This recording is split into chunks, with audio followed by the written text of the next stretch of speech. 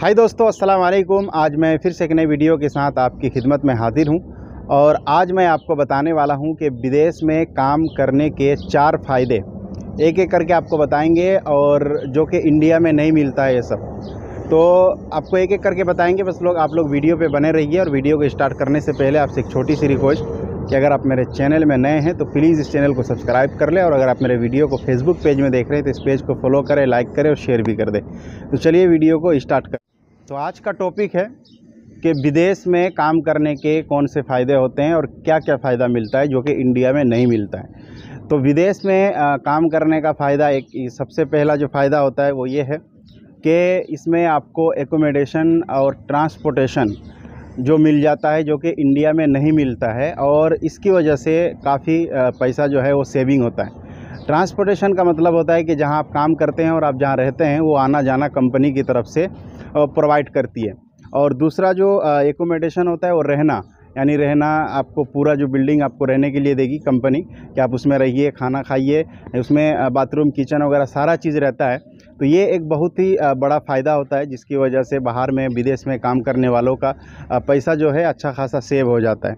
दूसरे नंबर पे है विदेश में एक अच्छी सैलरी मिलती है, गुड सैलरी मिलती है यहाँ पे, जो कि इंडिया में उतना सैलरी नहीं मिलती है। लेकिन सैलरी के बारे में ये बताएंगे कि इंडिया में भी बहुत अच्छी अच्छी सैलरी मिलती है, जॉब के हिसाब से डिपेंड करता है ना। इंडिया में मतलब कुवैत के हिसाब से इंडिया में सामान वगैरह का भी रेट कम है, तो जिसकी वजह से वहाँ की सैलरी के हिसाब से ठीक है। लेकिन फिर भी विदेश में जो है सैलरी थोड़ा अच्छा रहता है इंडिया के हिसाब से, और लोग इसी वजह से ही आते हैं विदेश। नहीं तो फिर इंडिया छोड़ के विदेश क्यों आए? अगर सैलरी उतना ही मिले तो फिर विदेश को आने का कोई मतलब ही नहीं बनता है।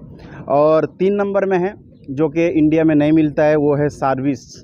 आप जब कंपनी छोड़ के आप चले जाते हैं, जैसे कि 3 साल 4 साल आपने कंपनी में काम किया है ना, 5 साल काम किया, 10 साल काम किया, अब कंपनी को आप रिज़ाइन देना है। अब चाहे किसी भी कैटेगरी में काम कर रहे हैं, चाहे लेबर क्लास में हो या फिर किसी फैक्ट्री में काम कर रहे हैं या फिर कोई अच्छे ऑफिस में काम कर रहे हैं, तो सभी का रूल्स यही है कि आपको जब कंपनी छोड़ के 4 साल 5 साल छोड़ के जब आप कंपनी छोड़ के जाते हैं इंडिया, तो उस वक्त आपको सर्विस दिया जाता है कि हाँ, आपने जैसा कि सरकारी नौकरी करने के बाद जब आदमी छटाई होता है, रिटायरमेंट होता है, तो एक छटाई का पैसा मिलता है, एक साथ मिलता है ना। तो उसी तरीके से कंपनी यहाँ पर भी, बाहर की कंपनी भी आपको एक अच्छा खासा अमाउंट देगी, है ना। अगर आप किसी कंपनी में 10 साल आपने टाइम दिया तो उस हिसाब से आपको एक अच्छा खासा रकम और अमाउंट दिया जाएगा, जिससे आप आगे की ज़िंदगी या इंडिया में जाके आप कुछ कर सकते हैं। और चौथा नंबर पे है जो कि बोनस। तो बोनस तो इंडिया में भी मिलता है, लेकिन यहाँ पर भी बोनस मिलता है, चाहे वो किसी भी कैटेगरी में काम करे। ये फ़ायदा है इंडिया में है कि अगर लेबर कैटेगरी में काम कर रहे हैं या फिर किसी फैक्ट्री में काम कर रहे हैं, ड्राइवरिंग कर रहे हैं, या फिर कोई मतलब ऑफिस से नीचे अगर आप कोई काम कर रहे हैं, तो उसमें बोनस वगैरह नहीं मिलता है। सिर्फ आपको सैलरी मिलता है और बाकी कुछ नहीं मिलता है, ना आपको एकोमोडेशन मिलता है, ना ट्रांसपोर्टेशन मिलता है ना। तो ये जो 4 जो पॉइंट है ये मतलब बेसिक है, मतलब ये तो मिलना ही मिलना है। और दूसरी चीज़, इसमें इंक्लूडिंग मेडिकल भी मिल जाता है। तीसरा, इंश्योरेंस भी मिल जाता है। तो मेडिकल और इंश्योरेंस जो है ये कभी कभी किसी किसी के नसीब में मिलता है, कि अल्लाह करे ना करे किसी के साथ हो ऐसा।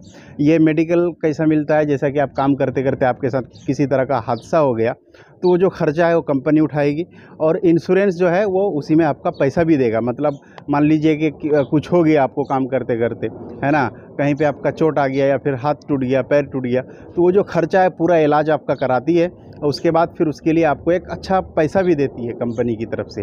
तो ये जो है ये कुवैत में हर तरह के काम करने वालों को मिलता है, लेकिन इंडिया में ये सब नहीं दिया जाता है, बहुत कम। अगर कोई लेबर कोई साइड में अगर किसी लेबर या फिर किसी मिस्त्री का साथ कुछ हो जाता है, या फिर किसी तरह का चोट उसको लग जाता है, तो क्या करते हैं, कंपनी हो या फिर कॉन्ट्रैक्टर हो, वो हाथ झाड़ देते हैं या फिर उससे बचने की कोशिश करते हैं। लेकिन यहाँ वो सबका ख्याल रखा जाता है ना। तो ये मेडिकल और इंश्योरेंस तो सबके इसमें नहीं होता है, अल्लाह ना करे किसी के साथ ऐसा हो कुछ, लेकिन अगर किसी को कुछ हो जाता है तो वो कंपनी उसको देखभाल करती है। तो ये 4 जो था मैंने आपको बताया, 4 फ़ायदा। और यहीं से वीडियो को ख़त्म करूँगा, लेकिन वीडियो को ख़त्म करने से आपसे रोज़ाना की तरह एक ही रिक्वेस्ट कि अगर आप मेरे चैनल में नए हैं तो प्लीज़ इस चैनल को सब्सक्राइब कर लें, और अगर आप मेरे वीडियो को फेसबुक पेज में देख रहे हैं तो इस पेज को फॉलो करें, लाइक करें और शेयर भी कर दें। तो चलिए, थैंक यू। यू। अस्सलाम वालेकुम। आई होप आप लोगों को ये वीडियो अच्छी लगी हो।